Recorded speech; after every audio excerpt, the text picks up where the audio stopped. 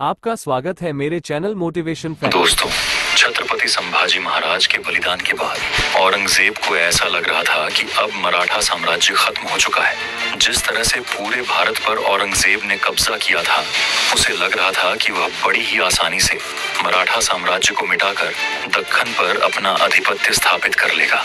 इसी कारण उसने संभाजी महाराज की पत्नी और उनके पुत्र को कैद कर लिया था और स्वराज्य के तीसरे छत्रपति राजाराम महाराज के पीछे पड़ गया था, क्योंकि संभाजी महाराज के बलिदान ने मराठा साम्राज्य में क्रांतिकारी ज्वाला भड़का दी, जिसने मुगल सल्तनत की नींव को हिलाकर दिया।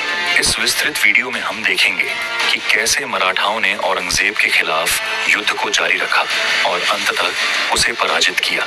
लेकिन वीडियो में आगे जाने से पहले संभाजी महाराज के सम्मान में वीडियो को लाइक करके कमेंट बॉक्स में जय भवानी जरूर लिखें। दोस्तों, संभाजी महाराज की शहादत के बाद मराठा साम्राज्य ने पीछे हटने के बजाय और अधिक आक्रामक रुख अपनाया।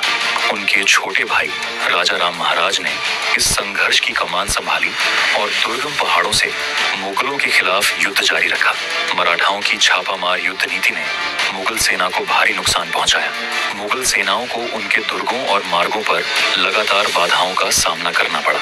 औरंगजेब, जो यह सोच रहा था कि संभाजी महाराज की मृत्यु के बाद मराठा साम्राज्य समाप्त हो जाएगा, जल्द ही इस भ्रम से बाहर आ गया। मराठा सेना ने छोटे छोटे गुटों में बंटकर मुगलों पर हमला करना शुरू कर दिया।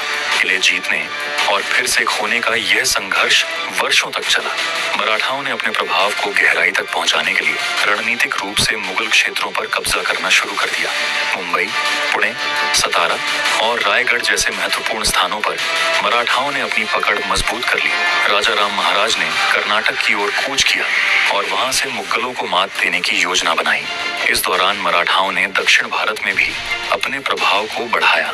राजाराम महाराज के नेतृत्व में मराठाओं ने बड़े किलों पर विजय प्राप्त की और मुगलों को पराजित करने की दिशा में महत्वपूर्ण कदम उठाए। मराठा युद्ध रणनीति की बात करें तो इस संघर्ष में कई निर्णायक युद्ध लड़े गए। इनमें प्रमुख युद्धों में पन्हाला किला संघर्ष, रायगढ़ की घेराबंदी, साल्हेर का युद्ध और कई छोटे छोटे किलों की घेराबंदी शामिल थी। इन युद्धों में मराठाओं ने न केवल अपनी सैन्य क्षमता का प्रदर्शन किया, बल्कि यह भी सिद्ध किया कि गुरिल्ला युद्ध प्रणाली किसी भी संगठित सेना से अधिक प्रभावी हो सकती है। औरंगजेब, जो एक शक्तिशाली बादशाह के रूप में जाना जाता था, अब अपने ही साम्राज्य में संघर्षरत था।